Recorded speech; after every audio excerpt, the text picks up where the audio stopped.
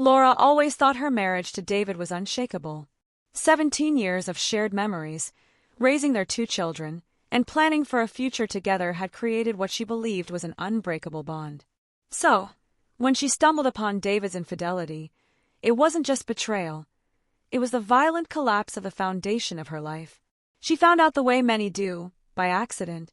David, always careful with his phone, left it unlocked one evening as he went to take a shower. Laura wasn't the type to snoop, she respected his privacy. But something about the phone buzzing non-stop piqued her curiosity.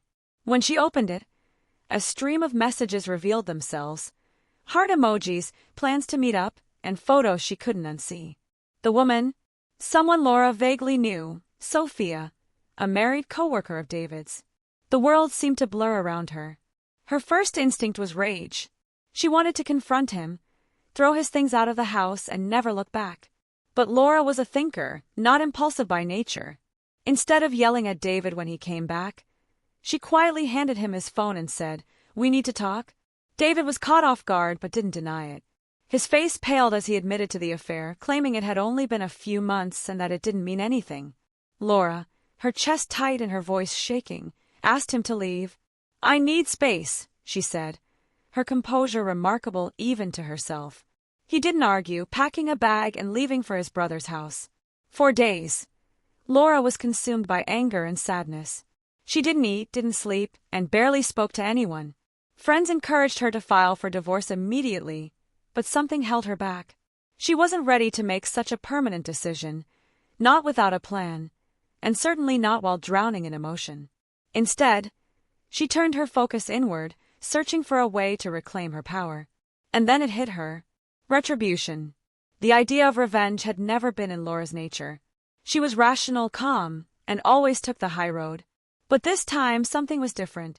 David's betrayal had stripped her of her dignity, left her humiliated and questioning her self-worth.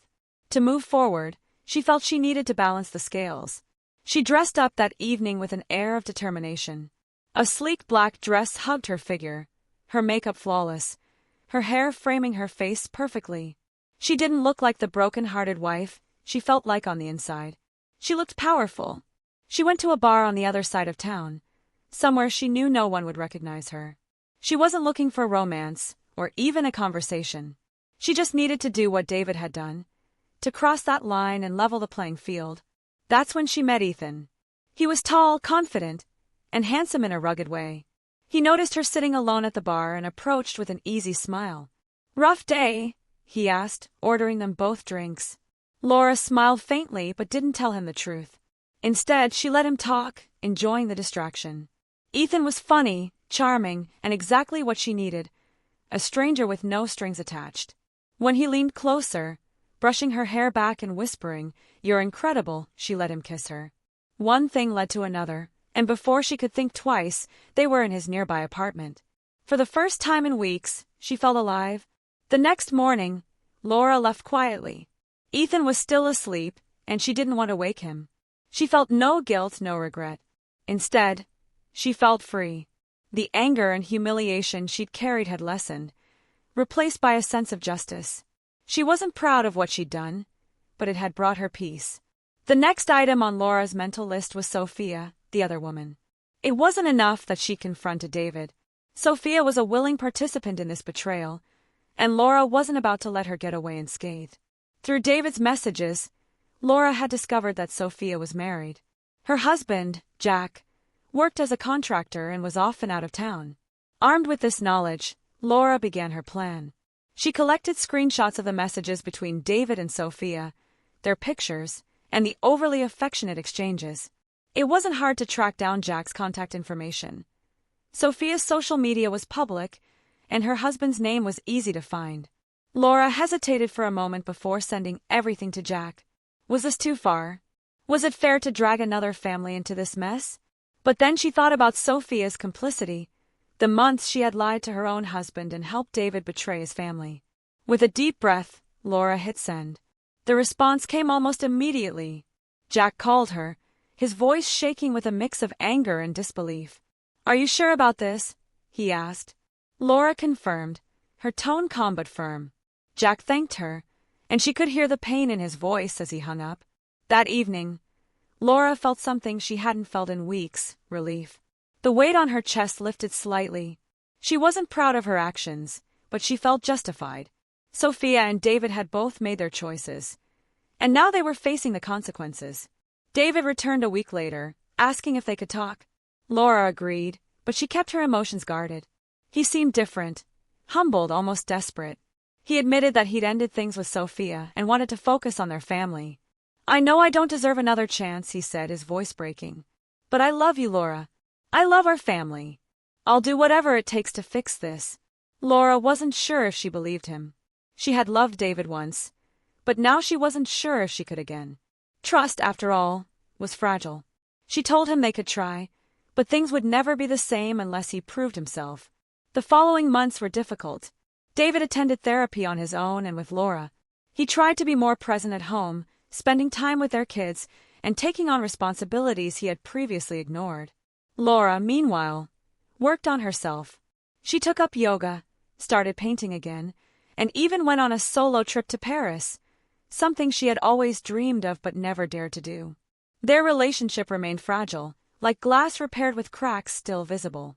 Laura didn't know if it would ever be the same, but she was willing to give it time. 1 year after the betrayal, Laura and David stood in their kitchen, preparing dinner together. It was the first time in years they had laughed like this, effortlessly and genuinely. The scars of the past were still there, but they had begun to fade. Laura had forgiven David, but she hadn't forgotten. Their relationship was now built on a new understanding: honesty, communication, and effort. David knew he was on thin ice and worked hard to rebuild her trust. Laura, in turn, found herself softening, allowing herself to feel love for him again. As for Sophia, Laura had heard through the grapevine that her marriage had ended. Jack had filed for divorce and moved to another city. Laura felt no joy in Sophia's downfall, only closure. One evening, as Laura sat on the porch watching the sunset, David joined her, holding 2 cups of tea. He placed one in her hand and said, "Thank you for giving me a second chance." Laura looked at him, her eyes steady. "Don't waste it," she said simply. And for the first time in a long time, she believed that maybe, just maybe, they could find their way back to happiness. Not the happiness they had before, but something new, something stronger, something real. Months passed, and the routines of life returned to normal, or as normal as they could be. Laura still had moments where the anger, the betrayal, and the memory of her revenge would rise to the surface. Therapy helped, but healing was never linear. Some days she felt hopeful, and others, she struggled to see a future with David. One evening, as they were tidying up after dinner, Laura found herself asking a question she had been too afraid to voice for months. "Why?" David stopped rinsing the plates and looked at her. "Why what? Why her? Why did you betray me?" Her voice was steady, but her eyes were filled with a quiet pain that even time hadn't dulled. David sighed, leaning against the counter. "I've asked myself the same question 1,000 times, Laura. It wasn't about you. It was never about you. It was me. I felt stuck, like I wasn't enough anymore. Like I was failing as a husband, as a father, as a man." Laura crossed her arms, her expression skeptical. "So, instead of talking to me, you decided to destroy everything we built?" He nodded, shame evident in his eyes. "I didn't think. I was selfish. I made a terrible mistake. I don't know what I thought, but I've never stopped loving you, Laura. I just didn't realize how badly I was hurting you." Laura wanted to believe him. She wanted to move past the pain, but she also knew that forgiveness wasn't a switch you could flip. "Words are easy, David. Prove it to me, not with flowers or gifts, but with your actions. Every single day." David nodded, determination in his gaze. "I will. I promise." For the first time in months, Laura allowed herself to hope. Just when Laura thought the drama was behind her, an unexpected knock at the door one Saturday afternoon threw her off balance.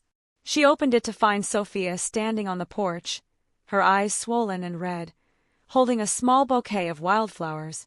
"Sophia," Laura said, her voice laced with disbelief. "What are you doing here?" "I need to talk to you," Sophia said, her voice trembling. Laura hesitated before stepping aside and letting her in. They sat in the living room, the tension so thick it was suffocating. "I know I'm the last person you want to see," Sophia began, her hands twisting nervously in her lap. "But I wanted to apologize. Not just for the affair, but for everything. For lying to you, for deceiving my own husband, for everything." Laura stared at her, unsure of how to respond. "Why now?" Sophia looked down, tears streaming down her face. "Jack left me. After you sent him the messages, he packed his things and moved out. I don't blame him. I destroyed my marriage, and I helped destroy yours. I needed you to know how sorry I am." Laura's first instinct was to lash out, to scream at her for the pain she had caused. But as she looked at the broken woman sitting across from her, she felt something unexpected: pity. Sophia had lost everything: her husband, her reputation, and any shred of dignity she had left. "I hope you learn from this," Laura said quietly. "And I hope you find a way to be better. But I can't be the one to forgive you. That's something you need to work out for yourself." Sophia nodded, wiping her tears. "Thank you for listening," she said before leaving. As the door closed behind her, Laura let out a deep breath. She didn't feel triumphant or vindicated, just tired. 2 weeks later, Laura received a letter in the mail. It was from Jack, Sophia's ex-husband. Confused, she opened it and began to read. "Dear Laura, I wanted to thank you for telling me the truth about Sophia. It wasn't easy to hear, but it was something I needed to know. I'm sorry for what you went through, and I hope you and David are finding a way to move forward. But there's something else you should know. Before I left, Sophia told me she wasn't the only one. David's affair wasn't an isolated incident. He's been unfaithful before. I don't know if this helps or hurts, but I thought you deserved to know the full truth. Wishing you strength, Jack." Laura's hands shook as she read the letter. Her heart pounded in her chest, and her mind raced. Had David lied to her again? Had there been more than just Sophia? That evening, she confronted him. "David," she said, holding up the letter, "is there something you haven't told me?" He paled, his eyes darting to the letter in her hand. "What is that?" "Jack wrote to me. He says Sophia told him you've done this before. Is it true?" David's silence was deafening. "David, answer me," she demanded, her voice breaking. Finally, he looked down, unable to meet her gaze. "It was years ago," he admitted. "Before Sophia. It was meaningless, Laura. I didn't want to hurt you again." Laura felt like the ground had been ripped out from under her. The trust they were working so hard to rebuild was shattered once more. For days, Laura wrestled with the revelation.